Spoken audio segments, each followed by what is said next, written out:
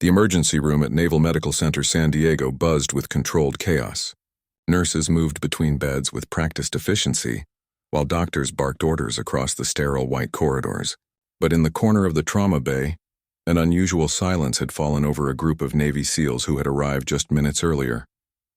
Petty Officer Sarah Chen stood at the edge of their circle, her medical kit still strapped across her shoulder, blood staining her uniform. She was small compared to the towering warriors around her, barely 5 feet 4 inches tall, but something about her presence commanded respect. Her dark hair was pulled back in a regulation bun, though several strands had escaped during the chaos of their recent mission. Her hands, steady despite the adrenaline still coursing through her veins, worked methodically to check her supplies. The SEALs had been through hell together just hours before. Their mission in the mountains had gone sideways when they encountered unexpected enemy resistance. What should have been a routine extraction had turned into a firefight that lasted 3 grueling hours. Now safe within the walls of the medical facility, they were finally processing what had happened out there. Chief Petty Officer Marcus Rodriguez, the team leader, sat on a gurney getting stitches for a gash across his forehead. His weathered face bore the marks of countless operations, but his eyes held a new kind of respect as he watched Sarah organize her medical supplies. The other team members nursed their own wounds, nothing life-threatening, but enough to require medical attention. "Doc," Rodriguez called out, using the nickname they had given Sarah despite her being a corpsman rather than a doctor. "You saved my life out there." Sarah looked up from her kit, her expression humble but focused. "Just doing my job, Chief." The simplicity of her response only added to the growing admiration in the room. What she called doing her job had been nothing short of extraordinary. When Rodriguez had taken a bullet to the chest during the firefight, Sarah had sprinted across 50 yards of open ground under heavy enemy fire to reach him. Without hesitation, she had dragged his 6'2" frame to cover behind a boulder, her small stature making the feat seem impossible. Hospital Administrator Colonel Patricia Hayes entered the trauma bay, clipboard in hand. She was conducting her routine post-mission debriefs when she noticed the unusual quiet that had settled over the normally boisterous SEAL team. These men were known for their bravado and endless stories, yet they sat in contemplative silence. "Gentlemen," Colonel Hayes addressed the group, "I need to complete some paperwork regarding today's mission. Can someone walk me through what happened out there?" The SEALs exchanged glances, but none seemed eager to speak. Finally, Rodriguez cleared his throat. "Ma'am, you'd need to hear it from our medic. She's the one who kept us all breathing." Colonel Hayes turned her attention to Sarah, who was now methodically cleaning and organizing the medical equipment they had used in the field. The young woman looked up when she realized everyone was watching her. "Petty Officer Chen," the colonel said, "would you mind giving me a summary of the medical actions taken during today's operation?" Sarah straightened, her posture military perfect despite her exhaustion. "Yes, ma'am. We encountered enemy contact at approximately 1400 hours. Chief Rodriguez sustained a gunshot wound to the upper chest. Petty Officer Williams had shrapnel wounds to his left arm, and Petty Officer Johnson suffered a concussion from an explosive blast." Her voice was calm and professional, betraying none of the terror and adrenaline that had driven her actions. She spoke as if she were reading from a textbook rather than recounting life-or-death moments. "I provided immediate trauma care to Chief Rodriguez, including pressure dressings and pain management. For Petty Officer Williams, I extracted metal fragments and applied antiseptic treatment. Petty Officer Johnson required monitoring for potential traumatic brain injury symptoms." Colonel Hayes nodded, making notes on her clipboard, but something in the SEAL's expressions told her there was much more to this story than the clinical summary she was hearing. "That's quite comprehensive. Care under combat conditions," the colonel observed. "How long have you been serving as a combat medic, Petty Officer Chen?" Before Sarah could answer, Rodriguez interjected. "Ma'am, with all due respect, you need to see her service record. What she did today wasn't a one-time thing." The other SEALs began to nod in agreement. Williams, his arm now professionally bandaged, spoke up from his bed. "Colonel, I've served with a lot of medics over the years. Never seen anything like what Doc did today." Johnson, despite his head injury, managed a weak smile. "She didn't just save our lives, ma'am. She did it while taking fire from 3 different directions." Colonel Hayes looked intrigued. Combat medics were known for their bravery, but something about these hardened warriors' reactions suggested that Sarah Chen's actions went far beyond the normal call of duty. Petty Officer Chen, the colonel said. I'd like to review your service record. Would you mind if I pulled your file? Sarah's expression remained neutral, but the SEALs exchanged knowing looks. They had heard rumors about their medic's background, whispered stories that seemed too incredible to believe. Some said she had served multiple tours in the most dangerous regions of Afghanistan and Iraq. Others claimed she had single-handedly saved an entire platoon during a Taliban ambush. Of course, ma'am, Sarah replied simply. As Colonel Hayes left to retrieve the service record, the trauma bay fell quiet again. The other medical staff continued their work around them, but the small group seemed isolated in their own bubble of respect and curiosity. Rodriguez looked at Sarah with newfound understanding. During their months of training together, she had always been competent and professional, but she never talked about her past. She avoided the war stories that flowed freely during downtime, deflecting questions with humor or changing the subject entirely. Now, having witnessed her in action, Rodriguez realized that Sarah's quiet demeanor wasn't shyness or inexperience. It was the calm confidence of someone who had faced far worse situations and emerged victorious. The other team members were beginning to understand this too. Williams found himself remembering how Sarah had worked on his wounds without flinching, even when enemy bullets were striking the rocks around them. Johnson recalled how she had checked his pupils for signs of brain injury, while explosions echoed in the distance. As they waited for Colonel Hayes to return with Sarah's file, each man began to piece together the clues they had missed. The way she moved with such certainty under fire, how she seemed to anticipate their needs before they voiced them. The fact that she carried medical supplies they had never seen before, specialized equipment that spoke of extensive field experience. Sarah continued organizing her kit, seemingly unaware of the growing anticipation in the room. To her, today had been just another day of doing what she was trained to do. But for the SEALs around her, it was becoming clear that they had been serving alongside someone whose story was far more remarkable than any of them had imagined. Colonel Hayes returned to the trauma bay 20 minutes later, carrying a thick manila folder that seemed unusually heavy for a single service member's records. The SEALs noticed her expression had changed completely. Where before she had worn the routine professionalism of a hospital administrator, now her face showed a mixture of surprise and deep respect. She approached Sarah, who was finishing the last of her equipment maintenance. The young medic looked up expectantly, her dark eyes reflecting the fluorescent lights above. Petty Officer Chen, Colonel Hayes began, her voice carrying a weight that made everyone in the vicinity turn their attention toward them. I've reviewed your service record, and I think your teammates deserve to hear about the person who saved their lives today. Sarah shifted uncomfortably, her jaw tightening almost imperceptibly. Ma'am, I'd prefer if we kept the focus on today's mission and the team's medical needs. But Rodriguez was having none of it. Doc, we've been serving together for 6 months. You've never said a word about where you've been or what you've done. After today, I think we deserve to know who we're serving with. The other SEALs murmured their agreement. Williams adjusted his position on the gurney, favoring his wounded arm but giving Sarah his full attention. Johnson, despite his concussion, was clearly fighting to stay focused on the conversation. Colonel Hayes opened the folder, and even from a distance, the SEALs could see it was packed with documents, commendations, and official photographs. The thickness of the file alone suggested a career far more extensive than Sarah's apparent age would indicate. Petty Officer Chen, the colonel continued, your service record shows deployment to Afghanistan, specifically the Helmand province, from 2019 to 2021. During that time, you served with Marine Corps units conducting some of the most dangerous operations in that theater. Sarah's expression remained neutral, but her teammates could see the slight tension in her shoulders. She had never mentioned serving with Marines, and Helmand province was known as one of the deadliest regions for American forces. According to these records, Colonel Hayes continued, flipping through pages, you participated in Operation Enduring Resolve, where your unit was tasked with providing medical support to forward operating bases in contested territory. The SEALs exchanged glances. Operation Enduring Resolve was legendary among Special Operations Forces.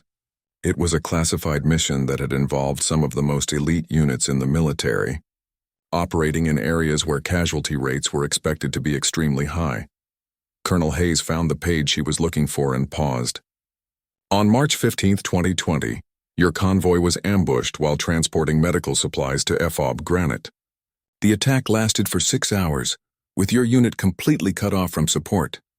Sarah's hand stilled on her medical kit. For the first time since the colonel had begun reading, she looked genuinely uncomfortable. The official report states that enemy forces numbered approximately 60 fighters, armed with heavy weapons and explosives. Your convoy consisted of 12 personnel, including yourself as the only medical professional present. Johnson leaned forward despite his head injury. 60 fighters against 12 people? Colonel Hayes nodded grimly. During the 6-hour engagement, 11 members of your convoy sustained various degrees of injury. The report indicates that you provided medical care to every wounded soldier, while the firefight continued around you. Williams found himself gripping the rail of his gurney. As someone who had been treated by Sarah under fire just hours earlier, he could imagine the chaos and terror of that situation. But that's not the remarkable part, Colonel Hayes continued, turning another page. According to the commanding officer's report, you also took up arms when the situation became critical, providing covering fire while simultaneously treating wounded soldiers. The trauma bay had grown completely silent now. Even the medical staff working nearby had paused in their duties to listen. Sarah finally spoke, her voice quiet but firm. Ma'am, that report makes it sound more dramatic than it was. I did what any medic would do in that situation. Rodriguez shook his head. Doc, most medics don't carry assault rifles while performing surgery. Colonel Hayes looked up from the file. Actually, Chief, according to this report, Petty Officer Chen didn't just carry a rifle. She eliminated 7 enemy combatants while providing medical care to her wounded teammates. The number hung in the air like a physical presence. 7 confirmed kills while serving as a combat medic was extraordinary by any standard. The operation report concludes that her actions directly saved the lives of 11 soldiers and prevented the convoy from being overrun. Colonel Hayes continued. For these actions, Petty Officer Chen was awarded the Silver Star. Williams felt his mouth go dry. The Silver Star was the 3rd highest military decoration for valor in combat. It was rarely awarded to medical personnel, who were generally recognized for their life-saving actions rather than combat effectiveness. Ma'am, Sarah interjected, her voice steady but carrying an edge of discomfort. That's just one mission out of many. I don't think it's necessary to. Actually, Colonel Hayes interrupted gently, that's just the beginning of your record. She flipped through several more pages. You served 2 additional tours after that, including deployment to Syria in 2021 and Iraq in 2022. The SEALs were beginning to understand why Sarah had always seemed so unflappable during their training exercises. What they had taken for natural composure was actually the calm that comes from surviving multiple combat deployments in some of the world's most dangerous regions. Colonel Hayes found another section of the file. During your deployment to Syria, you served with Special Operations Task Force 121, providing medical support for direct action missions against high-value targets. Rodriguez knew about Task Force 121. It was a joint special operations unit that conducted the most sensitive and dangerous missions in the region. Medical personnel assigned to such units were elite specialists, trained to operate in conditions where conventional medical evacuation was impossible. The record shows you participated in 43 combat missions during that deployment. Colonel Hayes continued. Casualty rates for personnel under your care were the lowest in the task force's history. Johnson, struggling to process the information through his concussion, managed to ask, how many people did she save? Colonel Hayes flipped through more pages, clearly looking for specific numbers. According to the compiled reports from all her deployments, Petty Officer Chen has provided life-saving medical care to over 200 wounded soldiers in combat conditions. The number was staggering. 200 lives saved represented not just exceptional medical skill, but an extraordinary level of courage and dedication. Sarah finally looked up from her equipment, her expression serious. Those numbers don't tell the whole story. Every medic in combat zone saves lives. That's what we're trained to do. But Colonel Hayes wasn't finished. She had reached a section of the file that was clearly marked with high-level security classifications. There's one more deployment listed here, she said, her voice dropping slightly. Your most recent assignment before joining this SEAL team was classified, but the location is listed as various, and the duration was 8 months. The vague description sent a chill through the room. Deployments listed as various locations typically meant black operations. Missions so sensitive that even their geographic locations remained classified years after completion. Rodriguez found himself looking at Sarah with completely new eyes. The quiet, efficient medic who had served with their team for 6 months wasn't just experienced. She was one of the most decorated combat medics in the Navy. "Doc," he said quietly. "Why didn't you tell us?" Sarah's response was simple and direct. "Because the past doesn't matter. What matters is the mission and the team." But as the SEALs looked at her now, they realized that her past mattered very much indeed. It explained her supernatural calm under fire, her ability to anticipate their needs, and the way she moved through dangerous situations with the confidence of someone who had survived far worse. The atmosphere in the trauma bay had shifted dramatically. What began as routine post-mission medical care had transformed into something approaching reverence. The SEALs, men who had dedicated their lives to elite military service, were grappling with the realization that they had been working alongside a legend. Colonel Hayes turned to another section of the file, marked with red security tape. "There's another incident I think you should hear about. This one occurred during her deployment to Iraq in 2022. Sarah's jaw tightened visibly. "Ma'am, some of those operations are still classified. This particular incident has been declassified for the purposes of commendation review," Colonel Hayes replied diplomatically. She found the page she was looking for and paused to scan it before continuing. On September 8, 2022, Petty Officer Chen was assigned to a joint operation with British SAS forces near the Syrian border. Williams raised his eyebrows. Joint operations with British Special Air Service were rare and typically reserved for the most critical missions. The SAS was legendary for their selection standards and operational secrecy. The mission involved the extraction of a high-value intelligence asset who had been providing information about terrorist networks operating in the region, Colonel Hayes continued. The extraction point was a small village that had recently fallen under enemy control. Rodriguez could picture the scenario in his mind. Extracting someone from hostile territory was dangerous enough, but doing it from a recently captured village meant dealing with an enemy that was likely on high alert and heavily armed. According to the British commander's report, the extraction team consisted of 8 SAS operators and Petty Officer Chen as the designated medic. Colonel Hayes read, "The mission was supposed to be a quick in-and-out operation, completed under cover of darkness." Sarah had stopped all pretense of organizing her equipment and was now sitting perfectly still, her hands folded in her lap. The SEALs could see that this particular story was difficult for her to hear.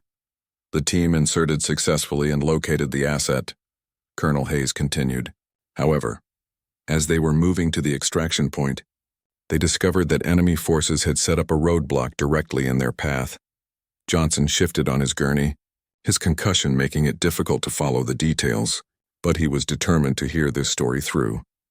The British commander made the decision to go around the roadblock, which required crossing approximately 2 miles of open terrain. During this movement, they were spotted by an enemy patrol.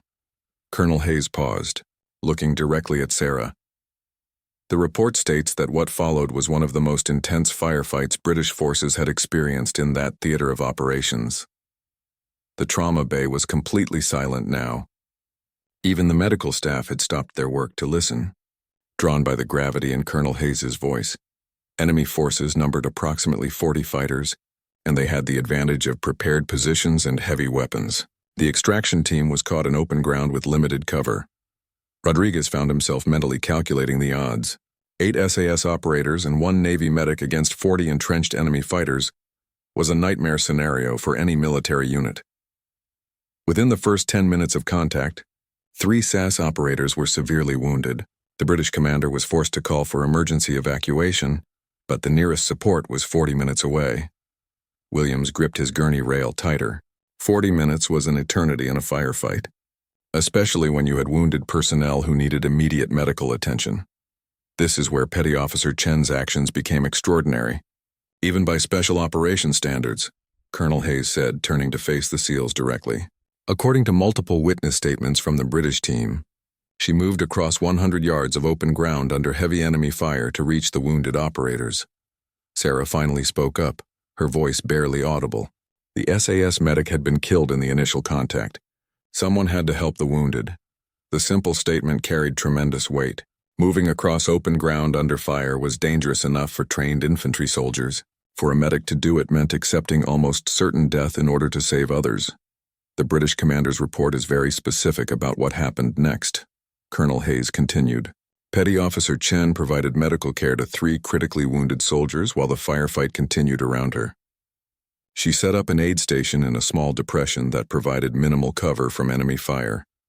Rodriguez could visualize the scene, and it made his blood run cold. Sarah had essentially turned herself into a stationary target while treating wounded soldiers, but the most remarkable aspect of this incident occurred when enemy forces began flanking the extraction team's position, Colonel Hayes said.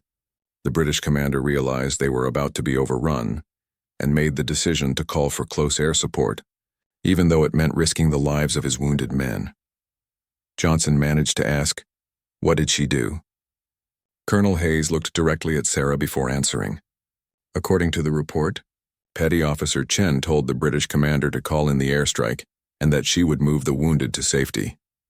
The implications of that statement hit the SEALs like a physical blow. Moving 3 critically wounded men while under enemy fire was virtually impossible, but the alternative was letting them die in an airstrike. The British report describes what happened next as beyond the call of duty and approaching the superhuman. Colonel Hayes read. Petty Officer Chen somehow moved all 3 wounded soldiers to a safe zone while enemy forces were advancing on their position. William shook his head in disbelief. How is that even possible? Sarah's response was characteristic in its simplicity. You do whatever you have to do to bring people home. Colonel Hayes turned another page. The airstrike successfully destroyed the enemy positions, and the extraction team was able to reach the pickup point. All 3 wounded SAS operators survived and made full recoveries. The trauma bay fell silent again as the implications of the story sank in. Sarah had risked her life not just once but repeatedly throughout a single mission, ultimately saving 3 elite British soldiers who would have died without her intervention. The British commander recommended Petty Officer Chen for the Victoria Cross, the highest military decoration in the British system. Colonel Hayes continued. However, as an American service member, she was instead awarded the Navy Cross. Rodriguez felt his breath catch. The Navy Cross was the 2nd highest military decoration for valor, awarded only for extraordinary heroism in combat. It was rarely given to anyone, and almost never to medical personnel. The citation for the Navy Cross reads, "For extraordinary heroism while serving as combat medic with British Special Air Service Forces during combat operations against enemy forces, Petty Officer Chen's selfless actions and complete disregard for her own safety resulted in the successful evacuation of 3 critically wounded Allied soldiers and contributed directly to the success of a vital intelligence operation." Sarah had gone back to organizing her medical equipment, apparently uncomfortable with the attention her service record was generating. But the SEALs were beginning to understand that her discomfort wasn't modesty. It was the reaction of someone who had seen too much combat and lost too many friends to take glory in her own survival. Colonel Hayes closed that section of the file but clearly had more to read. There are several other incidents documented here, each one demonstrating the same level of courage and medical expertise. Rodriguez looked at his teammates and saw his own thoughts reflected in their faces. They had been privileged to serve alongside someone whose heroism was the stuff of military legend. Today's mission, which had seemed so dangerous and chaotic to them, was probably just another day at the office for Sarah Chen. The question now was what other stories were contained in that thick file, and whether their understanding of their teammate was about to be challenged even further. Colonel Hayes paused in her reading, studying Sarah's face carefully. The young medic had grown increasingly uncomfortable as her service record was revealed, and the colonel seemed to be weighing whether to continue. "Petty Officer Chen," she said gently, "there's one more section here that I think explains a lot about your approach to medicine and combat. Would you prefer I keep it private?" Sarah looked around at her teammates, all of whom were watching her with expressions of respect and curiosity. Rodriguez noticed that her hands, which had remained steady throughout every crisis he had witnessed, were now trembling slightly. "Ma'am," Sarah said quietly, "if it helps the team understand how to work together better, then I suppose it's relevant." Colonel Hayes nodded and turned to a section of the file that was marked with multiple security classifications. This involves your most recent classified deployment, the one listed as various locations. The SEALs leaned forward slightly. Black operations were rarely discussed, even years after completion, so any details would be extraordinary. According to these heavily redacted reports, you were assigned to a joint CIA Special Operations Task Force for 8 months in 2023, Colonel Hayes began. Your role was to provide medical support for operations involving the rescue of American hostages held by terrorist organizations. Williams felt a chill run down his spine. Hostage rescue operations were among the most dangerous missions in the special operations community, with casualty rates that were often classified to prevent public panic. The report indicates that during this 8-month period, your task force conducted 12 separate hostage rescue operations across multiple countries in the Middle East and North Africa. Johnson, despite his concussion, was able to grasp the significance of that number. 12 hostage rescues in 8 months meant an operational tempo that would push even elite units to their breaking point. Colonel Hayes turned several pages, clearly looking for specific information. There's one operation from this deployment that resulted in your receiving the Distinguished Service Cross. Rodriguez felt his eyes widen. The Distinguished Service Cross was the Army's second highest decoration for valor, equivalent to the Navy Cross that Sarah had already received. For one person to receive both decorations was almost unheard of. The citation is heavily redacted, but the basic facts are these, Colonel Hayes continued. In November 2023, your task force was sent to rescue 4 American aid workers who had been kidnapped by a terrorist cell operating near the Libya-Chad border. Sarah's posture had become rigid, and the SEALs could see that this particular story was causing her genuine distress. The intelligence indicated that the hostages were being held in a compound approximately 50 miles into the desert, heavily guarded and surrounded by hostile territory. Colonel Hayes paused, looking directly at Sarah. The mission went wrong from the beginning. Your helicopter was shot down 12 miles from the target, leaving the entire rescue team stranded in enemy territory. The trauma bay had grown so quiet that the only sound was the hum of medical equipment and the distant voices of hospital staff. According to the mission commander's report, the helicopter crash resulted in multiple casualties among the rescue team. 3 operators were killed instantly, and 5 others were severely injured. Williams found himself gripping his gurney rail so tightly that his knuckles had turned white. A helicopter crash in enemy territory was every special operator's nightmare scenario. This left Petty Officer Chen as the only medic for a rescue team that was now itself in need of rescue, Colonel Hayes continued. The mission commander had to make a decision: abort the rescue and evacuate the wounded, or continue to the target with a severely reduced force. Sarah finally looked up from her hands. The hostages had been captive for 6 months. Intelligence indicated they were going to be executed within 48 hours. Her simple statement explained the impossible choice that the mission commander had faced. Abandoning the rescue meant certain death for 4 innocent Americans. Colonel Hayes turned another page. The decision was made to continue the mission. The wounded were moved to a secure position with basic medical supplies, and the remaining operators proceeded toward the hostage location. Rodriguez could hardly believe what he was hearing. Continuing a hostage rescue mission with wounded team members left behind was a violation of every principle of special operations. However, Colonel Hayes continued, Petty Officer Chen refused to remain with the wounded. She insisted on accompanying the rescue team to the target. The implications of that decision were staggering. Sarah had chosen to leave critically wounded soldiers in order to continue with a mission that had already claimed 3 lives. The report states that her reasoning was simple. The hostages would likely require immediate medical attention after 6 months of captivity, and the rescue team might sustain additional casualties during the assault. Williams began to understand the impossible calculus that Sarah had been forced to make. Stay with the wounded and almost certainly lose the hostages, or abandon wounded teammates to save innocent civilians. Colonel Hayes found the section she was looking for. The rescue itself was successful. All 4 hostages were recovered alive, though 3 required immediate medical attention due to malnutrition, dehydration, and injuries sustained during their captivity. Johnson managed to ask. What happened to the wounded soldiers who were left behind? Sarah's voice was barely audible when she answered. 2 of them died before the evacuation helicopters could reach them. The statement hung in the air like a physical weight. Sarah had made the choice to save 4 innocent hostages, but it had cost the lives of 2 of her own teammates. Colonel Hayes continued reading from the citation. For extraordinary heroism in action against hostile enemy forces. Petty Officer Chen's decision to accompany the rescue team despite the presence of critically wounded soldiers demonstrated exceptional moral courage and professional dedication.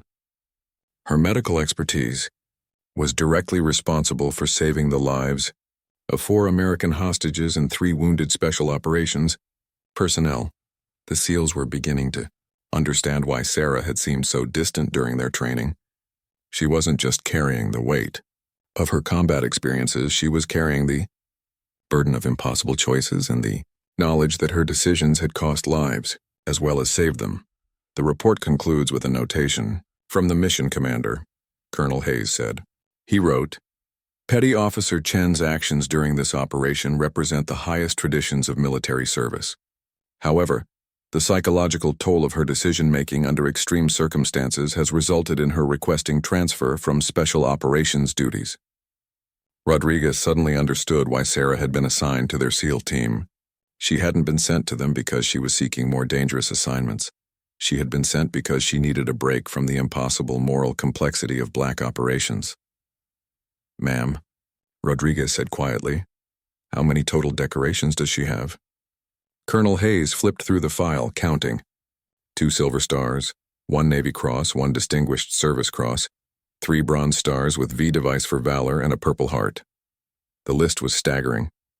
Sarah Chen wasn't just an experienced combat medic. She was one of the most decorated service members currently in the Navy. Williams looked at Sarah with new understanding. Doc, you've been taking care of us, but who's been taking care of you? Sarah's response was characteristic in its deflection. I'm fine. The mission is what matters. But the SEALs could now see that she wasn't fine. Behind her professional competence and unflappable calm was someone who had seen too much, lost too many people, and made too many impossible choices. Colonel Hayes closed the file. Petty Officer Chen, your service record is remarkable, but I hope you know that asking for help isn't a sign of weakness. Sarah nodded politely. But the SEALs could see that she had already retreated behind the professional distance that they now understood was her way of protecting herself from forming attachments that might be lost. The trauma bay fell into a contemplative silence as Colonel Hayes finished reading from Sarah's service record. The weight of what they had learned seemed to press down on everyone present. The SEALs, men who had dedicated their lives to military service, were struggling to process the scope of their teammates' experiences.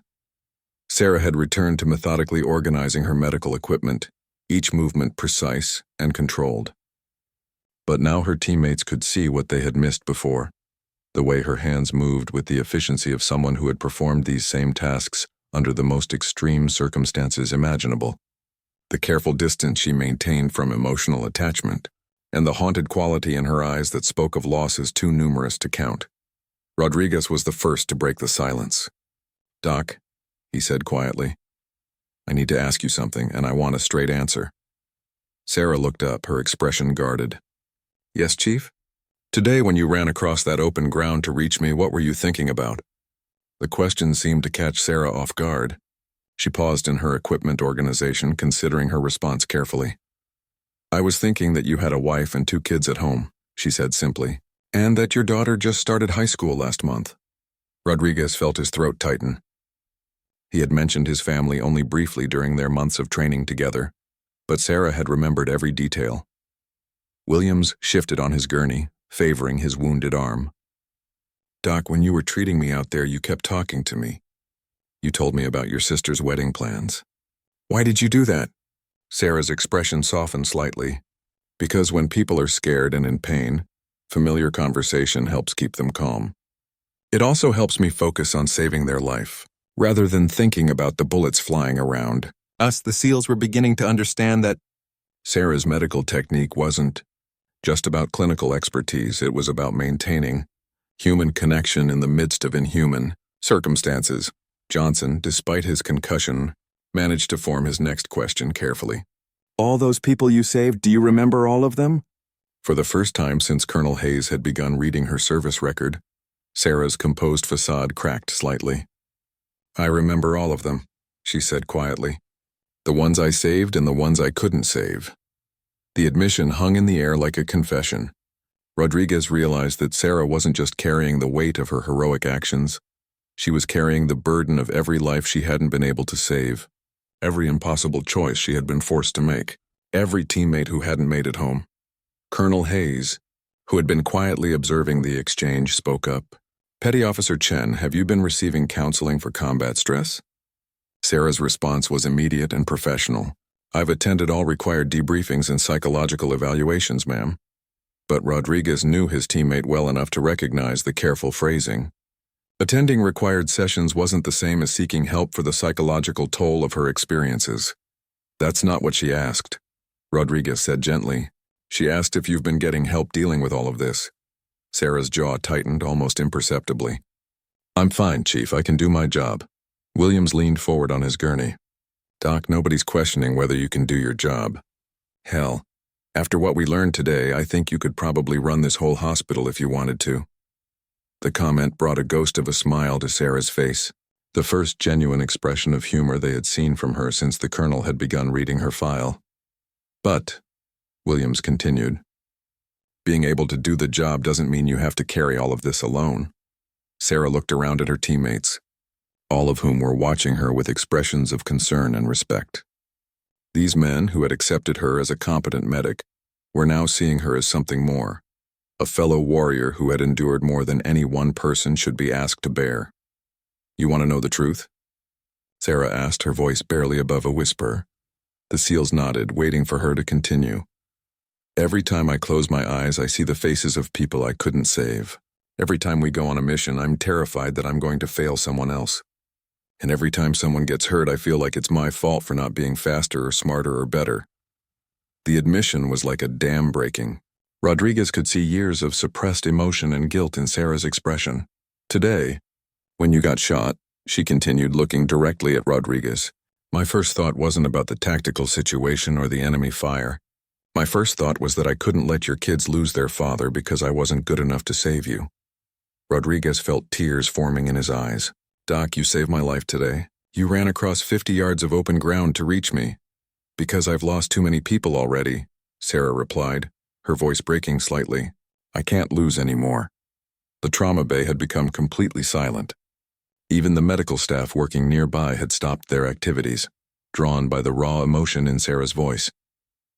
Colonel Hayes stepped forward, her expression compassionate but firm. Petty Officer Chen, I'm scheduling you for comprehensive psychological evaluation and counseling. This isn't a disciplinary action, it's medical care. Sarah straightened, her military bearing reasserting itself. Ma'am, I can continue to perform my duties. I know you can, Colonel Hayes interrupted. But you shouldn't have to carry this burden alone. The Navy has resources specifically designed to help personnel who have experienced what you've been through.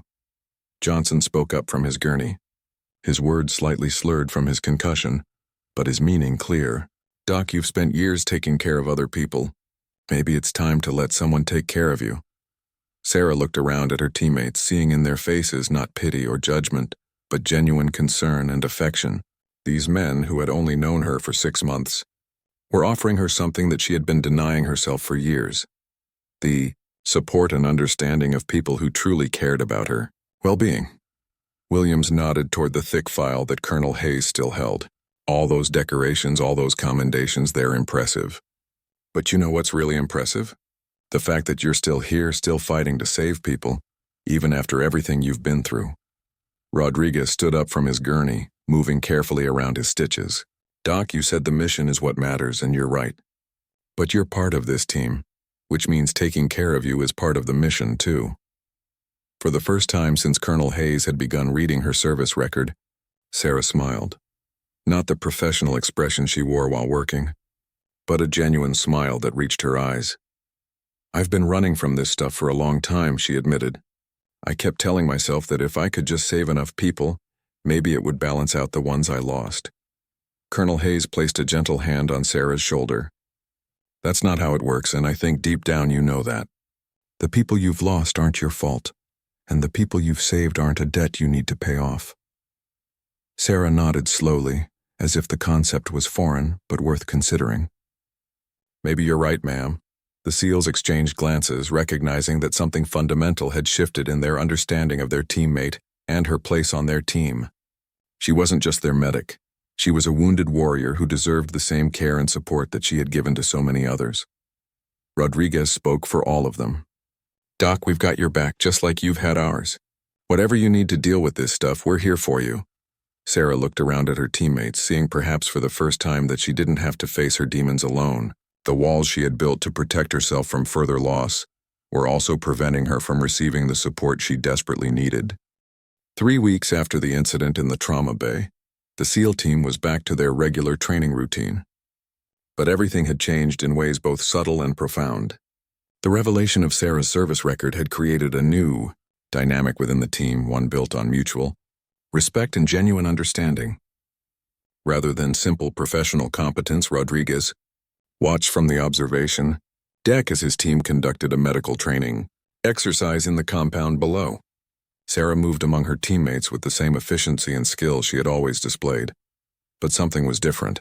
The rigid emotional distance that had characterized her interactions before had softened into something more natural and open. During the exercise, Williams had simulated a severe leg wound, and Sarah was demonstrating advanced trauma care techniques to the rest of the team. Her instruction was detailed and patient, but Rodriguez noticed that she now included personal anecdotes and lessons learned from her combat experiences, something she had never done before. The key thing to remember, Sarah was explaining to the team, is that the wounded person is probably more scared than hurt. In Afghanistan, I treated a Marine who had taken shrapnel to his chest. He was convinced he was dying, but the wounds were actually superficial. His panic was doing more damage than the metal fragments. Johnson, who had fully recovered from his concussion, raised his hand. How did you calm him down? Sarah smiled, an expression that was becoming more common. I told him that his girlfriend would never forgive me if I let him die before he had a chance to propose to her. Turns out he had been carrying an engagement ring in his pack for 3 months, waiting for the right moment. The team laughed, and Rodriguez noticed how Sarah's face lit up as she shared the story. This was the first time he had heard her talk about a positive outcome from her combat experiences. Did he ever propose? Williams asked, genuinely interested. 6 months later, at the Marine Corps ball, Sarah replied. She said yes, and they sent me an invitation to the wedding. I couldn't attend because I was deployed again, but knowing that something good came out of that day made all the difference. Rodriguez felt a warmth in his chest as he watched the interaction. The psychological counseling that Colonel Hayes had mandated was clearly working. Sarah was beginning to see her experiences not just as a catalog of loss and trauma, but as a collection of moments where she had made a real difference in people's lives.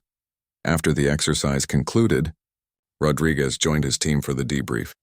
This had become their routine, spending time together after training to discuss not just tactics and techniques, but also to maintain the emotional connections that made them effective as a unit. Doc, Rodriguez said as they settled into chairs in the team room, I've been thinking about something you said in the hospital. You mentioned that you remember everyone you've treated, including the ones you couldn't save. Sarah nodded, her expression growing more serious. Yes, that's true. I was wondering, Rodriguez continued carefully, if you'd be willing to tell us about one of them. Not for any official reason, just because I think it might help us understand what you've been carrying around. The request hung in the air for a moment. 3 weeks ago, Sarah would have deflected the question or changed the subject. Now she considered it thoughtfully.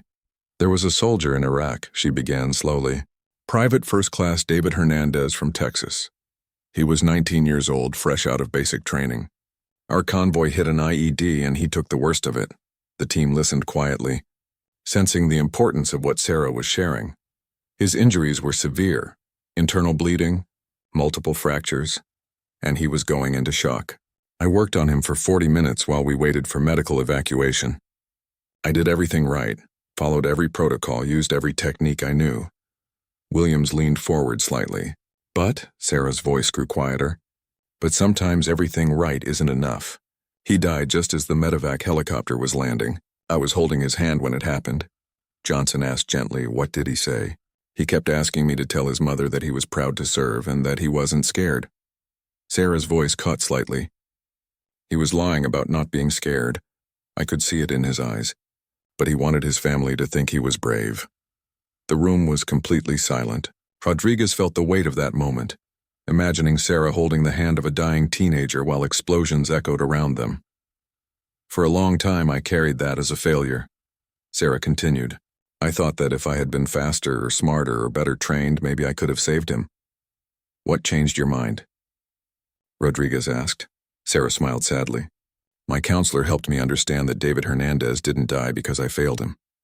He died because he was in a war zone, and sometimes terrible things happen in war. But in his last moments, he wasn't alone. He had someone holding his hand who cared about him as a person, not just as a casualty. Williams nodded slowly. That's not nothing, Doc. No, it's not, Sarah agreed. It took me a long time to realize that sometimes the most important thing you can do isn't saving someone's life. It's being present for their death in a way that honors their dignity. The conversation was interrupted by Rodriguez's phone buzzing with an emergency alert. He glanced at the screen and immediately stood up. We've got a call out, he announced. Search and rescue mission. Civilian hiking group is missing in the mountains, and there are reports of injured personnel. The team immediately shifted into operational mode, gathering their gear and conducting last-minute equipment checks.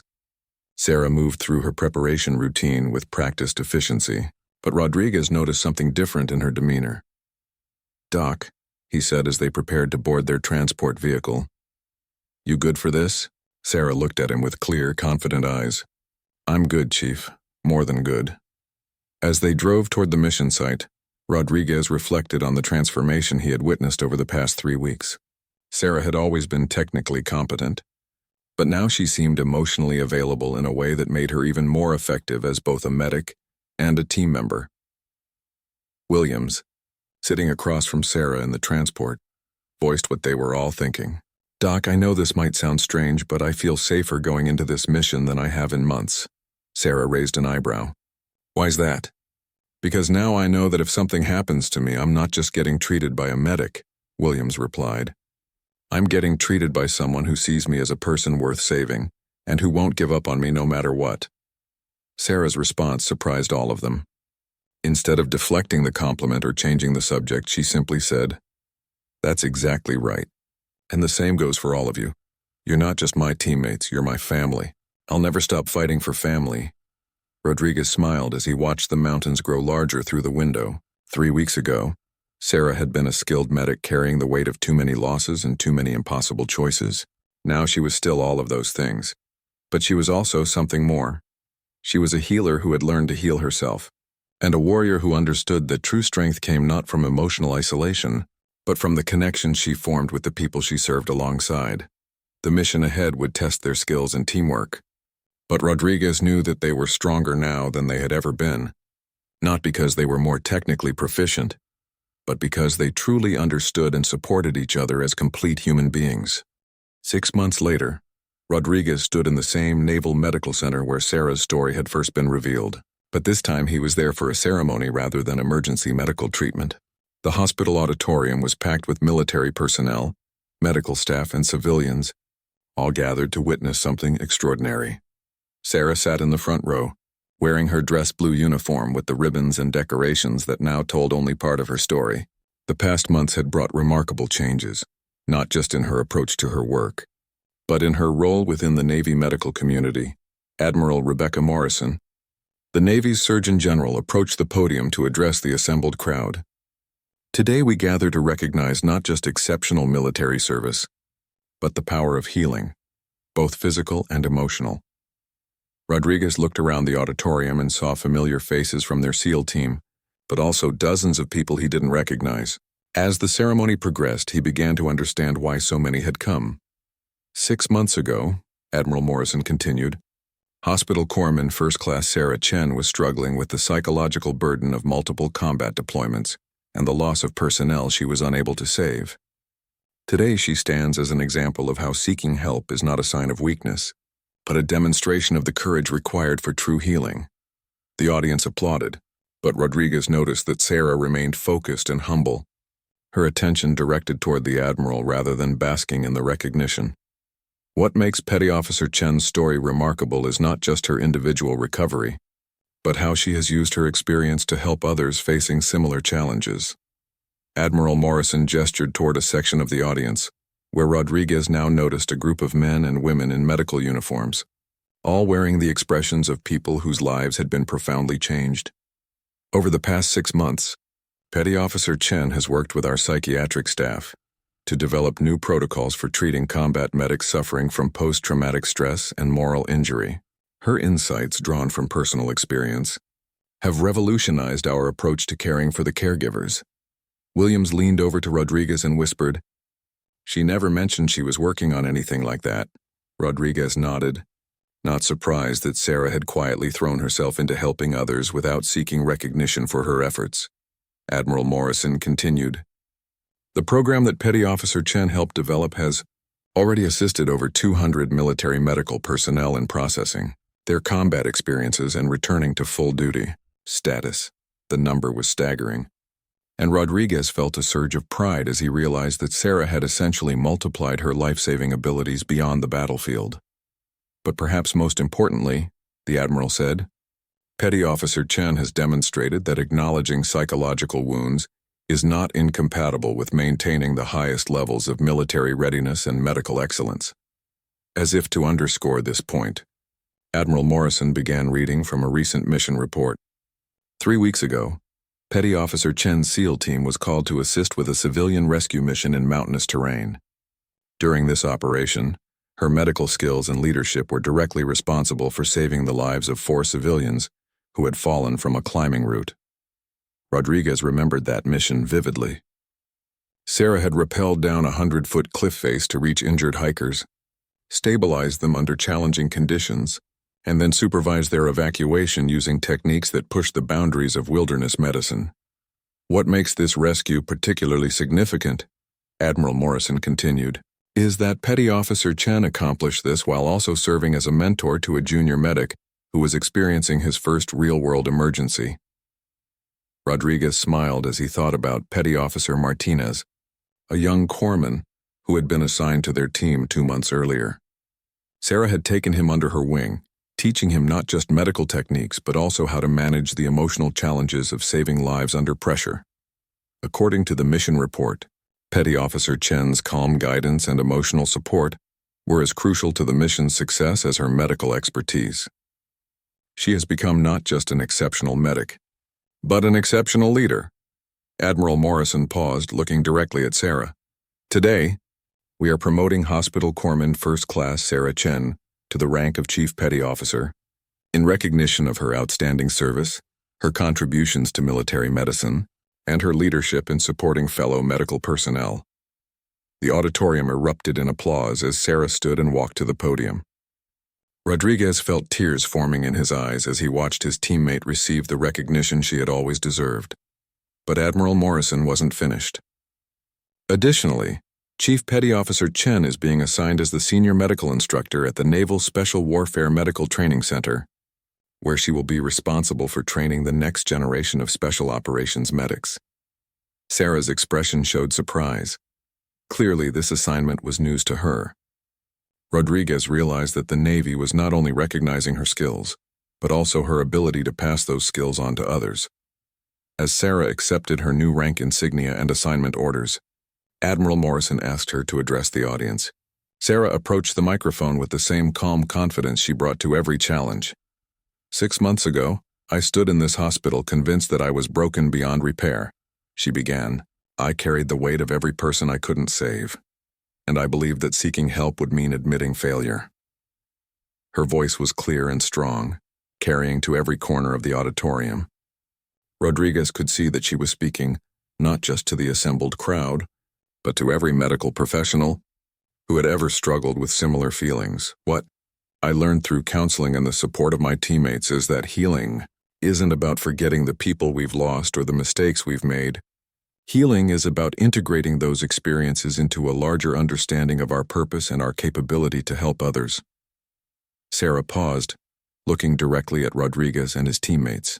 The men I serve with taught me that asking for help isn't weakness. It's the same courage we show in combat, applied to the battle for our own mental health.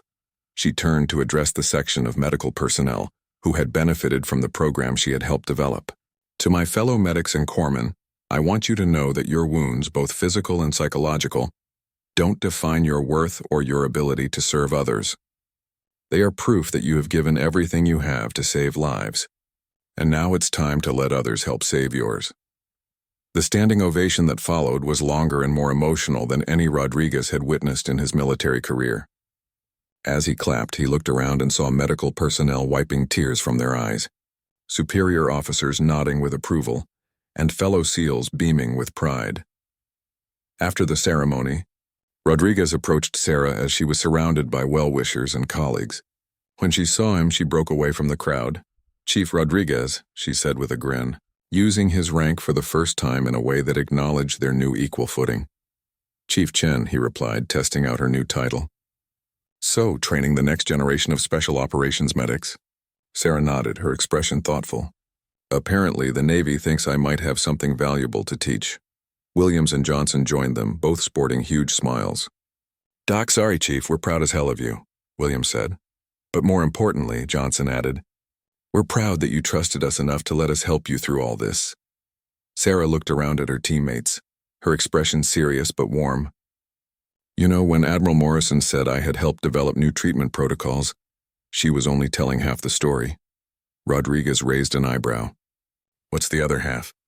"The other half is that every insight I shared, every technique we developed, every breakthrough we made, all of that came from what I learned by being part of this team. You didn't just help me heal. You showed me how to help others heal too." The four teammates stood together in comfortable silence, each reflecting on the journey they had traveled together. 6 months earlier, they had been a competent military unit built around professional respect and tactical proficiency. Now they were something more, a family forged in the crucible of shared vulnerability and mutual support. Rodriguez looked at Sarah's new rank insignia and thought about the hundreds of future special operations medics she would train and influence. Each of them would benefit not just from her technical expertise, but from her hard-won understanding that true strength came from acknowledging weakness, that healing was possible even after the worst trauma, and that the greatest service anyone could perform was being present for others in their darkest moments. "So, Chief Chen," Rodriguez said, using her new title with genuine pride, "ready for your next mission?" Sarah smiled, her expression confident and peaceful. "Ready for anything, Chief Rodriguez. Ready for anything." As they walked out of the hospital together, Rodriguez reflected on how much had changed since that day in the trauma bay when Sarah's service record was first revealed. They had discovered that their quiet, competent medic was actually a decorated war hero. But more importantly, they had learned that even heroes needed help sometimes, and that the strongest warriors were those who had the courage to heal themselves so they could continue healing others.